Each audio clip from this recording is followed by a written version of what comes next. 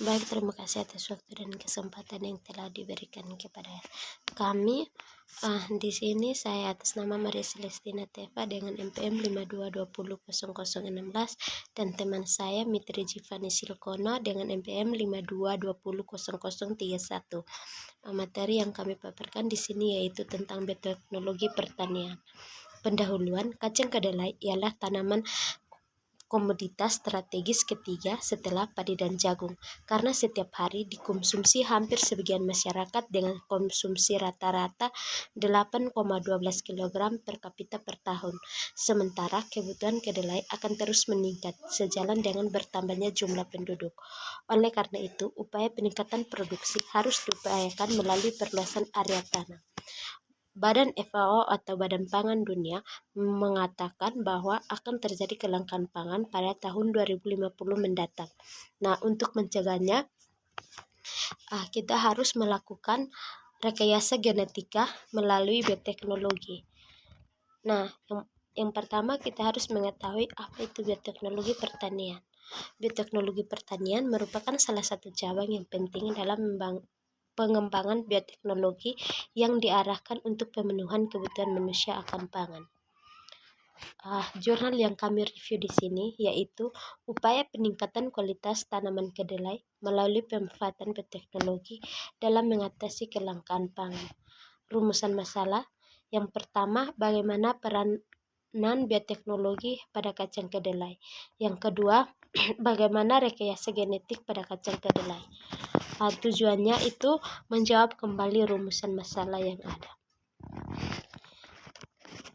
Peranan bioteknologi. Bioteknologi selalu berkaitan dengan reaksi-reaksi biologis yang dilakukan oleh jasad hidup sebagai suatu individu atau komponen-komponennya yang dapat berupa organel, sel atau jaringan, atau bahkan molekul-molekul tertentu, misalnya DNA, RNA, protein, atau enzim. Ilmu yang mendasari bioteknologi ialah mikrobiologi, genetika, biokimia, biologi molekuler, ilmu pangan, rekayasa kimia, rekayasa mekanik, teknologi pangan, elektronik, dan komputer.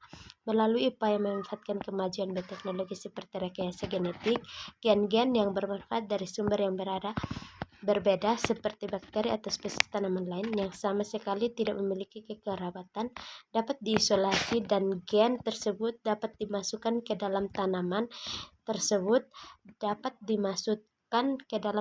yang akan diperbaiki melalui metode transfer genetik. Rekayasa genetik pada tanaman kedelai itu dibagi menjadi 5 bagian. Yang pertama yaitu ekstraksi DNA, yang kedua cloning gen, yang ketiga desain gen, yang keempat transformasi gen, dan yang kelima pemulihan tanaman di lapangan. Ya, baik, di sini saya akan menjelaskan bagian hasil penelitian. Yang pertama itu ekstraksi DNA. Sebelumnya kita harus mengetahui apa itu ekstraksi DNA. Ekstraksi DNA atau isolasi DNA target merupakan prosedur umum dalam memisahkan dan mengumpulkan DNA untuk analisis rekayasa genetika, forensik, bioinformatika, komputasi, analisis asal-usul, dan antropologi.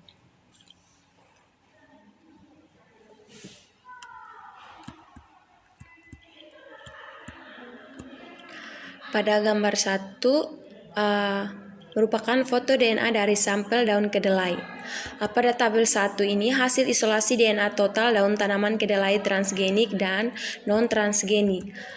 Pada hasil isolasi DNA total daun tanaman kedelai transgenik dan non-transgenik ini hasil DNA-nya sangat bagus. Karena kemurnian DNA antara 1,5 sampai 2 dinyatakan bagus. Yang berikut cloning gen. Cloning merupakan salah satu langkah yang dapat digunakan untuk mengembangkan tanaman transgenik. Cloning gen bertujuan untuk memperbanyak gen interest yang diharapkan.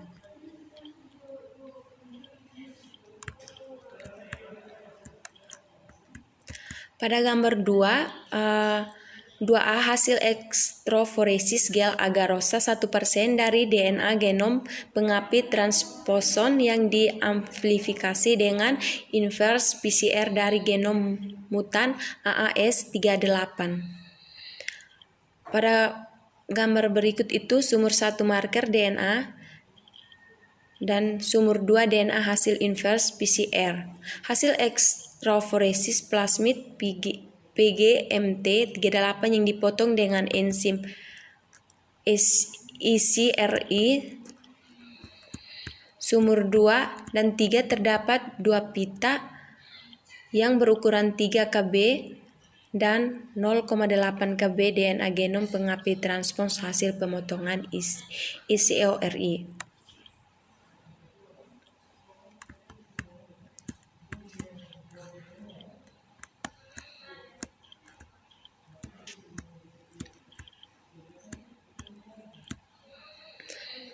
Yang berikut transformasi gen.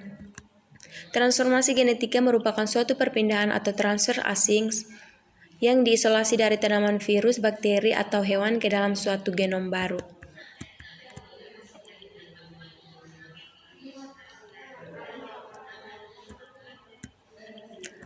Pada tabel 2 merupakan persentase gugus positif pada eksplan embrio dan kotiledon muda kedelai wilis hasil transformas dengan A. tumefaciens.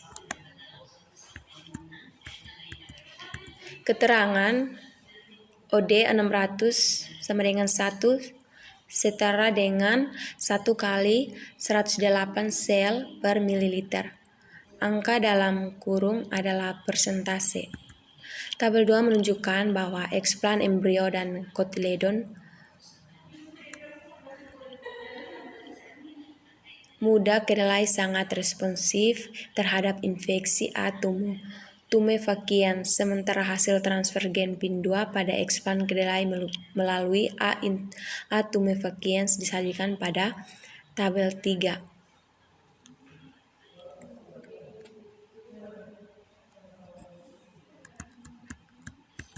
Pada tabel 3 hasil regenerasi seleksi tanaman dari eksplan kotiledon muda kedelai wilis dan tidar yang diinokulasi dengan A. tumefaciens yang mengandung gen PIN2.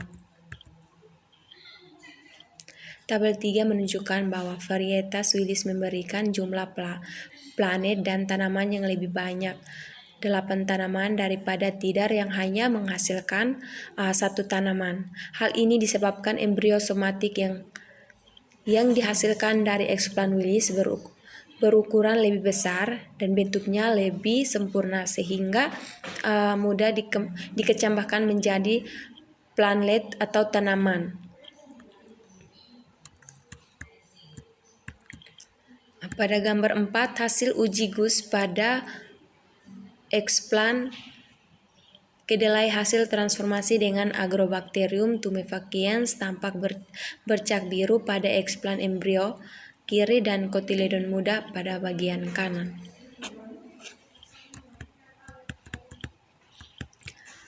Pada gambar 5 pertumbuhan embrio somatik dan eksplan kotiledon muda kedelai varietas wilis kiri dan tidar bagian kanan hasil transformasi melalui Agrobacterium tumefaciens pada media seleksi yang mengandung kanamisin 200 mg.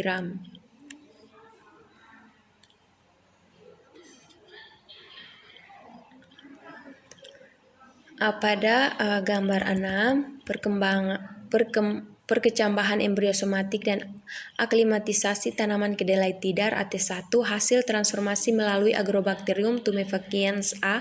Planet B. Aklimatisasi dalam pot C.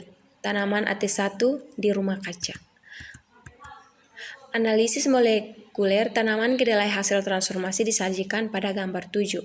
Pada gambar 7 hasil PCR tanaman kedelai R0 hasil transformasi dengan gen PIN2 melalui Agrobacterium tumefaciens. M sama dengan 1 kb, 1 sama dengan air, 2 sama dengan AT1, 3 sampai 10 sama dengan AW1 dikurang AW82 sama dengan gen PIN2, 12 sama dengan tidar non transformasi, 13 sama dengan wilis non transformasi.